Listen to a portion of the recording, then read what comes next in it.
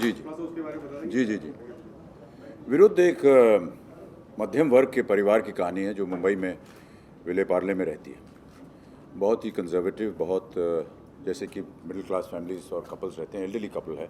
उनका एक बेटा है जॉन इब्राहिम, मेरी पत्नी है शर्मिला टैगोर। साधारण जीवन उनका, और न ज़्यादा उनकी लाइफ में एक्साइटमेंट है, न कुछ है। रिटायर हो चुके हैं, अपना जीवन बिता रहे हैं। ज़्यादा से ज़्यादा कभी कभी, जैसे कि उन्होंने कहा, आप कभी सड़क पार करके कोई प्ले वगैरह देखने चले जाते हैं, ये उनके लिए सबसे ज़्यादा एक्साइटिंग चीज़ होती है लाइफ में। उनका बेटा विदेश से वापस आता है और कुछ एक ऐसा वहाँ पर एक किस्सा होता है जिसकी वजह से उनका जीवन जो है वो उथल पुथल हो जाता है। विरुद्ध जो है वो कहानी है कैसे ये एक बहुत ही सुधरा हुआ साधारण परिवार, जैसे कि मैंने कहा मध्यम वर्ग का एक परिवार पूरे सिस्टम को और सिस्टम के खिलाफ, इस्टेब्लिशमेंट के खिलाफ लड़ता है ताकि उन्हें न्याय मिले और उनका जो हक है उसका उसकी एक रिकग्निशन उनको मिले। ये कहानी है विरुद्ध की। काफी अरसे के बाद आप शर्मिला टैगोर के साथ नजर आएंगे, तो उनके साथ काम करने का अनुभव एंड हमेशा अच्छा रहता है। हमारे जितने भी सह कलाकार हैं वो सब बहुत ही सक्षम हैं अपने काम में, और उनके साथ पहले भी काम किया हुआ है, और भाग्यशाली हैं कि अभी तक हम लोग जिंदा हैं कि हमें काम मिल रहा है। फिल्म में एक कपल है, एक ट्रेजेडी होती है, तो क्या ये एक अपनी कहानी है या बागबान का एक एक्सटेंशन? नहीं, बागबान से इसका कोई लेन देन नहीं है। ये एटीसीएल की फिल्म में तो आपने बेटे के रोल के लिए अभिषेक के बारे में क्यों नहीं सोचा? वो हमारा अपना निर्णय है, वो और फिल्में कर रहे हैं, इसमें हमने सोचा कि जॉन इब्राहिम जो है वो ज़्यादा उपयुक्त हैं, इसलिए उनको इसमें ले लिया। बच्चों आप व्यवस्था के विरुद्ध सिस्टम के खिलाफ ये कहानी बताती है, तो क्या निजी जीवन में इस तरह के संघर्ष से आपको सामना करना पड़ा है? हाँ, कई बार, लेकिन उससे इसके क्या लेना देना। नहीं, एक कभी रहा है इस तरह का संघर्ष? हाँ, तो प्रत्येक इंसान लड़ता है सिस्टम के खिलाफ, कुछ उसको अच्छा नहीं लगता है तो कभी कभी आवाज़ उठाता है। अगर उसकी आवाज़ सुनी जाती है तो वो धन्य है, नहीं सुनी जाती है तो वो भुगता है। और ये जो सिस्टम है आजकल के दौर का है, एक आम आदमी के लिए कितना संघर्ष होता होगा, किस तरह का विरोध है ये? अब ये तो मैं नहीं कह पाऊँगा, ये तो आप राजनीति में जा रहे हैं, ये अलग प्रश्न है। फिल्म से संबंधित कोई बात हो तो आप पूछिए। ये महेश वंशवेकर के साथ आपका पहला? जी, पहला अवसर है।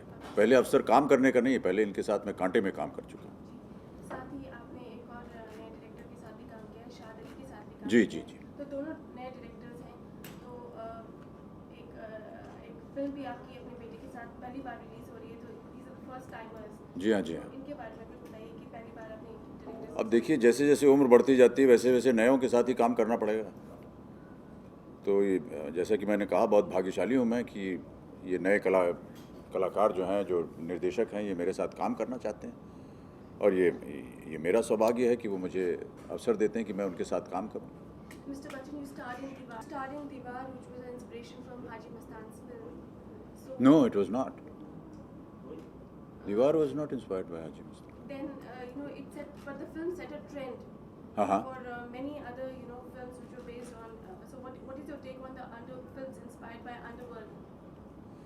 It's part of our life. It's part of our existence. It's part of the existence in the city, in several cities all over the world.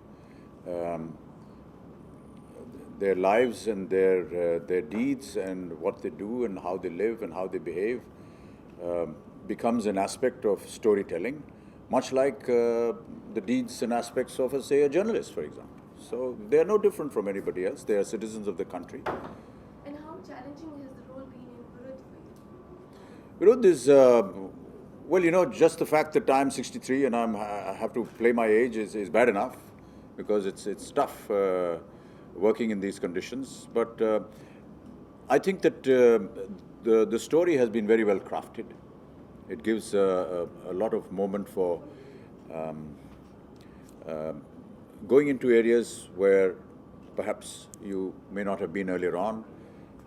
This is, of course, the writers and the directors' domain, where they have designed certain aspects of the story which are really interesting. We tend to forget the older generation. We tend to forget what goes into their minds mentally. We tend to feel, at least in the Indian culture, to keep them away. This is traditionally what Indian culture is all about. We want to stand on our own feet so we can look after our parents and tell them to be at home. But when they are away from the security of their children, away from the security of others, what would a middle-class elderly couple behave like? And what were the trials and tribulations that they would go through? And do they have the strength and the character to fight and take on the system, or seek justice, or seek their right, if nothing else? Because people at this age don't necessarily look for any kind of commercial gain or recognition. I think what matters most to them characteristically is that their morals should be right, that their morals should be recognized, and the right that they have fought for is accepted.